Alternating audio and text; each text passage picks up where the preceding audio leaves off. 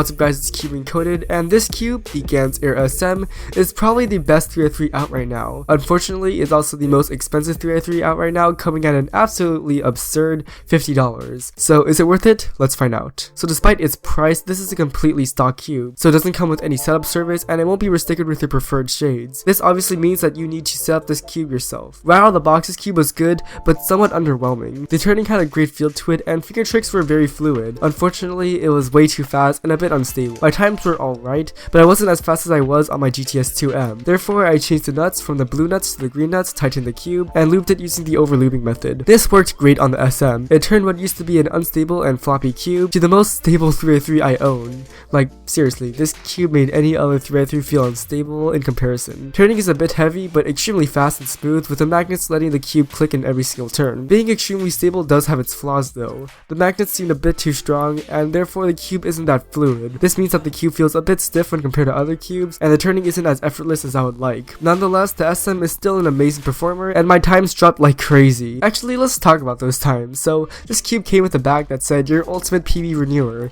and that's exactly what happened to me. I've dropped my PB single from 6.48 to 5.59, and my PB average of 5 went from 9.93 to 9.03. As for my times in general, I would say that I improved about a half second, so obviously this cube has been working pretty well for me. I haven't tried every one of the GS nuts because, well, it takes way too long, but if you want to see how every nut performs, GRCuber has an amazing video on it. Personally, the green nuts have been the best for me. And that's basically all I have to say about the performance of the SM. I get great times, and it's one of the best performing speed cubes on the market right now, and the reason it's my main is because I just love the high quality feel. My SM has also been fantastic for me. Inside, I've got the green nuts loosened half a turn, and it's got a bit of weight 3 and 5 as well. The cube is now incredibly controllable, but still has quick and effortless turning.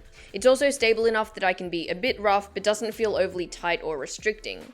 With these qualities, I've been able to get used to the puzzle quickly, and my times are just as good as any other main I've had previously. Now let's talk about that price. $50 is a lot for a speed cube. For that money, you could buy yourself 9,000 live ladybugs, you know, if you're into that kind of stuff. But in all seriousness, even though this cube is seriously good and could last you a long time, so could some other cheaper cubes. The GTS2M is the best example of this. It's $25, so half the price of the SM, and the performance is almost just as good. So if the performance of the SM was a 10, the GTS2M would be a 9.5. The extra accessories don't really justify the SM's price either because I haven't really touched any of them besides the GS nuts ever since I got the cube. Honestly, Gans is so extra with their packaging. And therefore, I don't think the SM is worth $50. Sure, it's a great cube and it's my main, but when you buy this cube, you could be saving yourself $25 for a cube that's going to give you basically the same times. Personally, spending so much extra money for a cube that's marginally better isn't really worth it. But that's my opinion, and let's check out Spotty's opinion. I think, for sure, if you're only looking for performance, then there are cubes that are just as good for cheaper.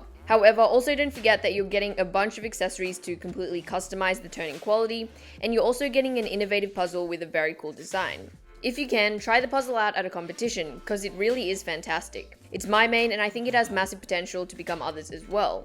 So if you're looking for performance, look elsewhere, but there are a few unique features and characteristics of this cube that can't be found on other puzzles. So the final decision is yours on whether you want to get this cube or not. Once again, this cube is honestly amazing. It's just that you're going to be paying for that performance. That's all for this video, and I'll see you guys in the next one.